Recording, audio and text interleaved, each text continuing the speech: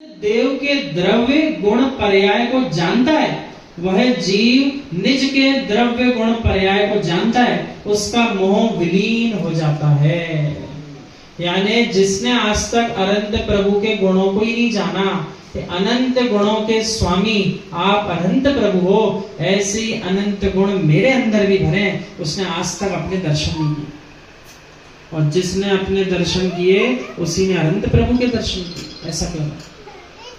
सो प्रभु के दर्शन करते समय उनके कितने गुण याद आते हैं प्रभु, ऐसा विचार करना चाहिए कि हम जिन प्रभु के दर्शन कर रहे हैं उनके कौन से गुणों को याद कर रहे हैं। उस समय कोई सा गुण तो याद आना चाहिए, तो कोई एक गुण तो उनका याद करें कि किस प्रकार की शक्ति है, उस शक्ति का स्मरण करें, उस नए को जाने जिसके माध्यम से उन अनंत प्रभु के समान स्वयं अनंत बना जाता है। मात्र दर्शन करके और थोड़े से भगवान के हिस्से के चावल उनको देके आने से काम नहीं करने वाला। तो भगवान हमारे घर में बनने वाले, आप भी थोड़े से रख लो, बनवा लेना किसी से, इकट्ठे हो जाए सो आप भी दोपहरी में बनवा लेना, सब थोड़े थोड़े चावल लेते चले जाते हैं। वही निहारो वही देखो जहां वीतराग शासन जयवंत होता है। वित्त शासन नहीं चाहिए, वीतराग शासन चाहिए। यानी पुष्टि करो तो किसकी करो? सच्चे जिन धर्म की पुष्टि करो। जहां समय बर्बाद होता हो, जिन लोगों के माध्यम से जिन धर्म की हंसी होती हो, ऐसे लोगों के बीच में ना तो बैठना, ना उन लोगों से चर्चा करना, ना अपने जीवन का समय बर्बाद करना।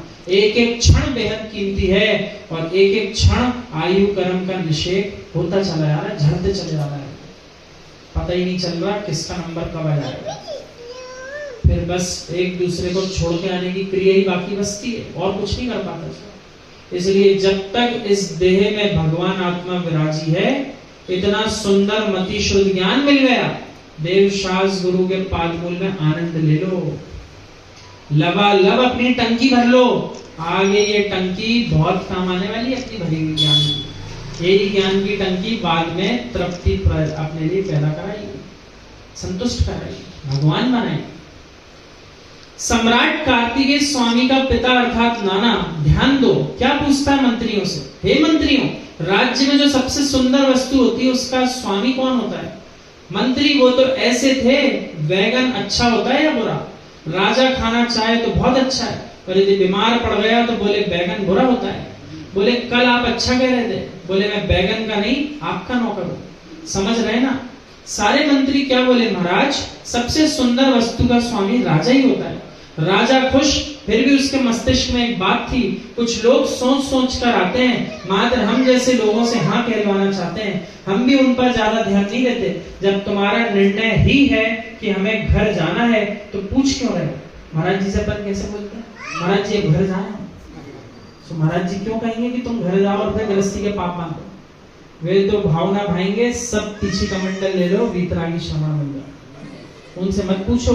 वे कह रहे हैं जब तुमने निर्णय कर ही लिया मुझे अपने घर जाना है, तो महाराज जी का समय बर्बाद मत करो। महाराज जी वहां से आए, अब वापस जाना, तो थोड़ी आपके साथ जाएंगे कि आपसे कहेंगे हाँ चले जाओगे, रुक जाओ, ऐसा है।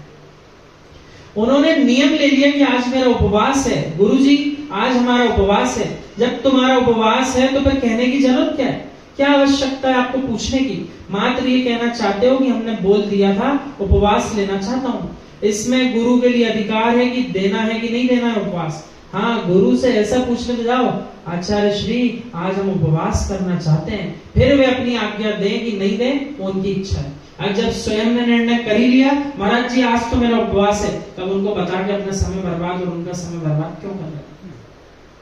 क्या ये बताना चाहते हो महाराज जी आज मेरा उपवास है तो आज आप भी उपवास कर लो? या महाराज जी मैंने महीनों महीनों बाद आज पहला एकासन किया है तो आज आप भी एकासन करोगे? वे तो प्रतिदिन एकासन करते हैं, प्रतिदिन एकासन करते हैं। पुरुषोत्तमवास नाम की चौथी प्रतिमा जो होती श्रावक की, उसका पालन वीतरागी श्रवण प्रतिदिन करते हैं। हर दिन एकासन होता है कि दो दो बार भोजन करते हैं? एकासन होता है तो वही पुरुषोत्तमवास है जन्म में, और उपवास कर लेंगे तो उत्कृष्ट स्थिति में भी आ जाएंगे। पिछले दिन एकासन, आज उपवास, कल फिर एकासन। ऐसा होता ही नहीं होता। एक भी प्रतिमा 11 में से एक भी प्रतिमा वीतरागी श्रवण के छूटती नहीं है महाव्रत लेने के बाद। 11 की 11 का पालन तो हो ही रहा है, अब तो महाव्रतों का पालन हो रहा है।